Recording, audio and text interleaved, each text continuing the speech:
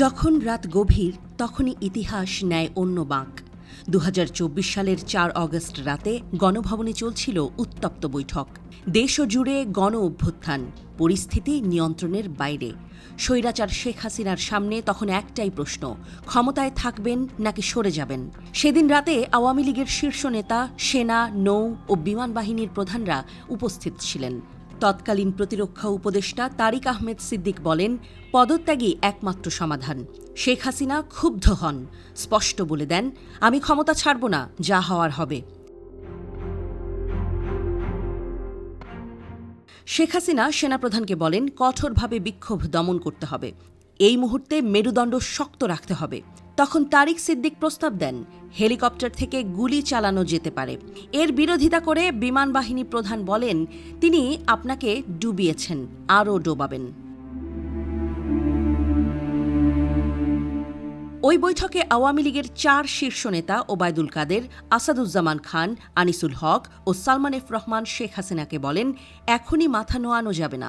আর তাদের সেই বুদ্ধি কাল হয়ে দাঁড়ায়। পরদিন ৫ অগস্ট সকালে আরেকটি বৈঠক হয়। পুলিশ প্রধান জানান, বাহিনী ক্লান্ত, অস্ত্র ফুরিয়ে আসছে। সামরিক কর্মকর্তারা আবারও বলেন, পদত্যাগই উত্তম। প্রধানমন্ত্রীকে বোঝাতে এগিয়ে আসেন শেখ রেহানা। তিনি বোনের পা জড়িয়ে ধরেন। এরপর সামরিক কর্মকর্তারা যোগাযোগ করেন শেখ হাসিনার ছেলে সজীব ওয়াজেদ জয়ের সঙ্গে। তাকে বুঝিয়ে বলেন, প্রাণে বাঁচতে হলে এখনই সিদ্ধান্ত নিতে হবে। জয় মাকে বোঝান। এরপরই শেখ হাসিনা সম্মত হন। তিনি চেয়েছিলেন জাতির উদ্দেশ্যে একটি ভাষণ দিতে, কিন্তু সেনা কর্মকর্তারা সময় দেন মাত্র ৪৫ মিনিট প্রস্তুতির জন্য। এর আগেই শেখ হাসিনা গোপনে দেশ ছাড়েন। তার আশ্রয় হয় ভারতে। এক অধ্যায়ের শেষ, আরেক অধ্যায়ের শুরু হয় সেই দিন দুপুরেই। এই ছিল পালানোর আগে শেখ হাসিনার শেষ মুহূর্তের নাটকীয় কাহিনী। আন্তর্জাতিক অপরাধ ট্রাইব্যুনালের শুনানিতে এমন তথ্য জানিয়েছেন প্রধান কৌঁসুলি মোহাম্মদ তাজুল ইসলাম।